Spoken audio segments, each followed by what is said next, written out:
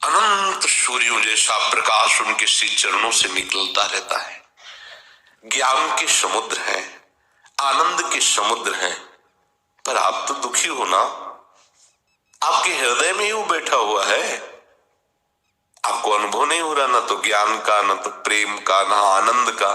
वो है हृदय में, तो क्या आप कहोगे भगवान हमारे हृदय में नहीं है? अगर होते तो आनंद समुद्र में, सच्चिदानंद में, अनुभव में आ जाते। नहीं, वो है, पर आप प्रभु में नहीं हो। आप जगत में हो, शरीर में हो, इंद्रियों में हो, अंतःकरण में तदात्म भाव करके भोगों में विचर रहे हो। इसलिए पानी में मीन पियासी, मुझे सुन सुन आवे हासी।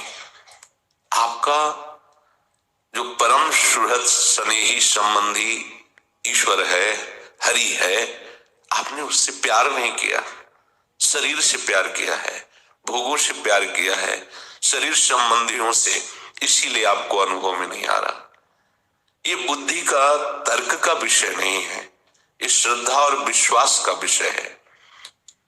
भगवान कह रहे हैं हमारे हृदय में जब ये बात बैठ जाए कि सुख का एकमात्र प्रभु के चरणारविंद ही है, सुख का हेतु एकमात्र प्रभु का नाम है, सुख का एकमात्र प्रभु का धाम है, प्रभु की लीला गुण है, अब बुद्धि ठीक हो रही है।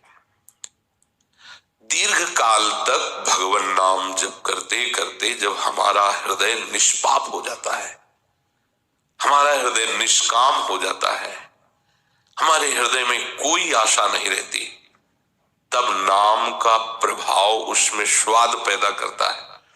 ये नाम के ही प्रभाव से हुआ। एक एक कवल जैसे हम अन्न खाएं तो बहुत दिनों के भूखे हो तो 2-4 कवल में और भूख बढ़ेगी, अशांति सी महसूस होगी, पर आप पाते रहिए तो जहां आधा पेट के ऊपर चले फिर आपको अच्छा लगने लगेगा।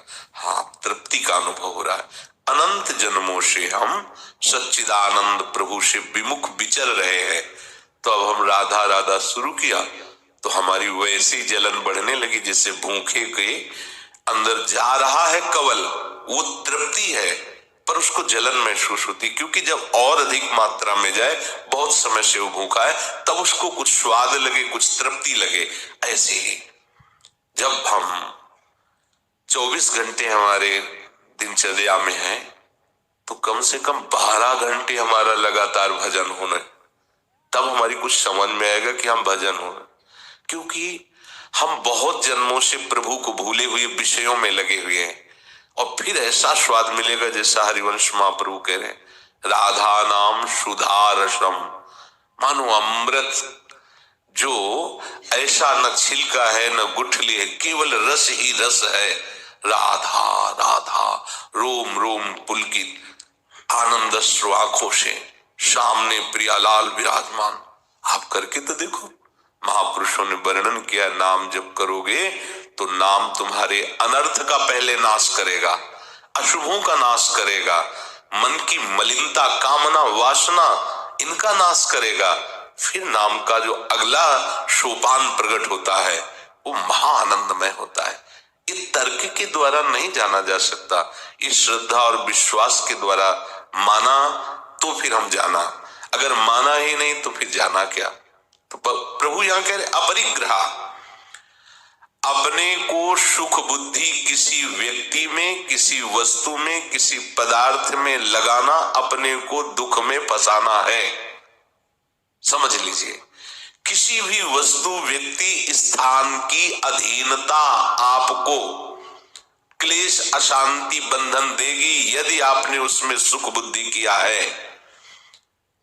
हमारी मांग स्वतंत्र सुख की है, परतंत्र की नहीं।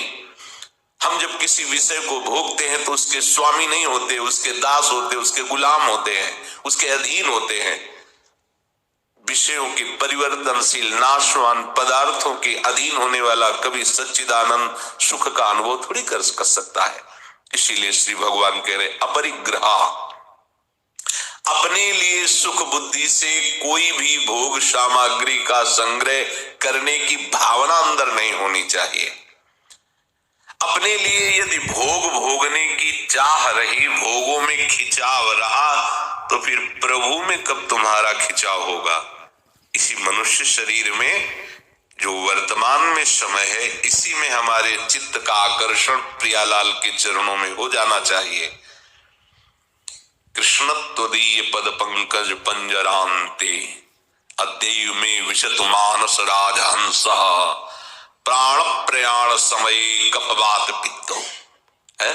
हमारा मन हे श्री कृष्ण, ये मन रूपी हंस आपके इसी चरण रूपी पिंजरे में आज अभी इसी क्षण बंद हो जाए, नहीं तो जब कफ वात पित्त ये सब बढ़ेंगे, भयानक कष्ट की स्थिति होगी, तो नाथ प्राण प्रयाण समय, उस समय पता नहीं आपका स्मरण हो कि ना हो, अंतिम समय आपका स्मरण हो कि ना हो। नाथ आज ही मेरा मन रूपी राजहंस आपके चरण कमल रूपी पिंजड़ों में बंद हो जाए, वर्तमान में हमारा आकर्षण प्रभु के चरणार बिंद में हो जाए।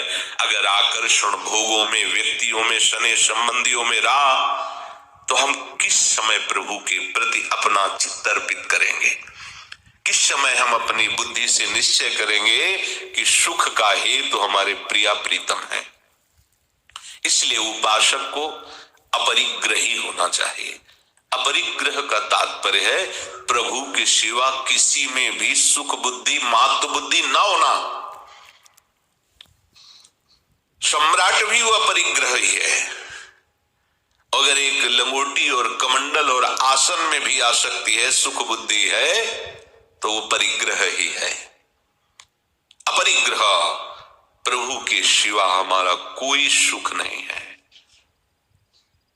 ये बात हृदय में बैठ गई तो अपरिग्रही हो गया। आगे कह रहे निराशी, ये अंतर की वृत्ति है। अपरिग्रह बाहर की वृत्ति है, भोग सामग्री का संग्रह, भोग सामग्री को भोगने की बात, क्रिया। और ये निराशी, निराशी पद का तात्पर्य अंदर से उन भोगों की आशा भी न रहना। संग्रह नहीं कर रहे, भोग नहीं रहे, पर इच्छा कामना आशा रख रहे हैं कि कभी अगर ऐसा अवसर आया तो ये खत्म हो। निराशी आगे के लिए भी, अगर कभी किसी भी भोग का संयोग भी प्राप्त होता है, तो हमारी बुद्धि प्रभु में सुख बुद्धि, हम भोगों में सुख बुद्धि नहीं कर सकते, भोगों के भोगने की आशा नहीं रख सकते। निराशी, भीतर से किसी भी भोग में सुख भावना करके इच्छा करना। अपरिग्रह, बाहर से सुखद सामग्रियों का, प्रिय सामग्रियों का, प्रिय का संग्रह करना, ये हमारे सब अनुकूल है। और निराशी, अंदर से प्रियता का त्याग कर देना, अंदर से कामना आशा का त्याग कर देना।